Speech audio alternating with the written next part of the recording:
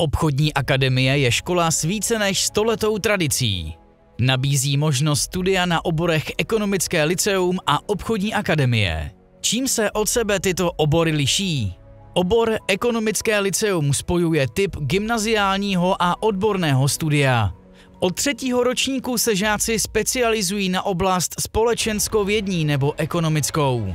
Zvolené zaměření ovlivňuje volbu maturitních předmětů. Ovlivňuje též studium na vysokých školách. Velká většina absolventů pokračuje ve studiu na ekonomicky zaměřených vysokých školách, na právnických fakultách, pedagogických fakultách, studují společenské vědy nebo cizí jazyky. Ahoj, já jsem Samantha, jsem studentem 4. ročníku na Ekonomickém lyceu. Při výběru oboru jsem chtěla skloubit ekonomiku a společenské vědy, což se mi povedlo.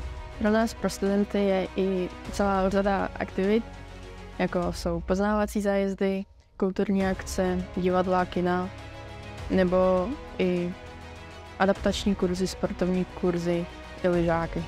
Obor Obchodní akademie, druhý tradiční obor školy, je koncipován jako střední odborná škola obchodně podnikatelského zaměření, připravující absolventy na výkon různorodých činností spojených především s podnikáním.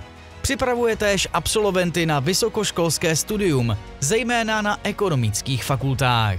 Ahoj, já jsem Filip a studuji 4. rokem Obchodní akademie v Mladé Boleslavi. Tuto školu jsem si vybral, protože jsem chtěl mít po maturitě všeobecný přehled o světě financí a ekonomice. A také mě zaujalo právo. Na škole je také možnost individuálního plánu, takže pokud děláš jakýkoliv sport nebo se věnuješ různým mimoškolním aktivitám, zde ti určitě vždy vyjdou vstříc.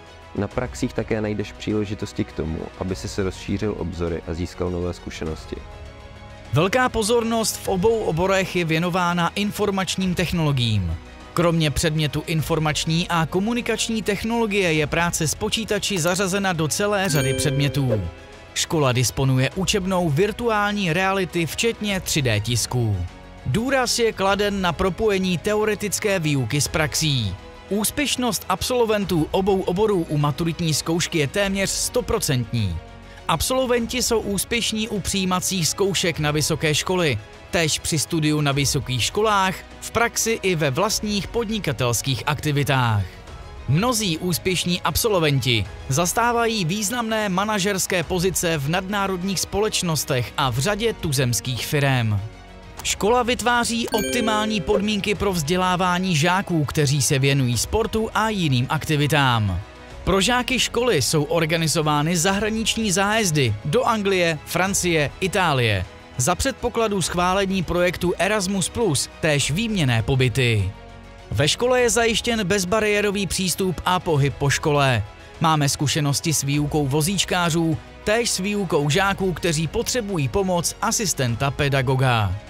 V případě potřeby mohou žáci využít služeb psycholožky. Součástí školy je i jazyková škola, kde žáci mohou studovat převážně anglický jazyk.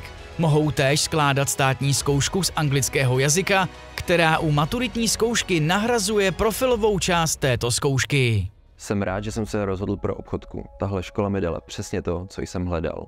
Určitě nás nově sledujte i na Instagramu a ostatních sociálních sítích.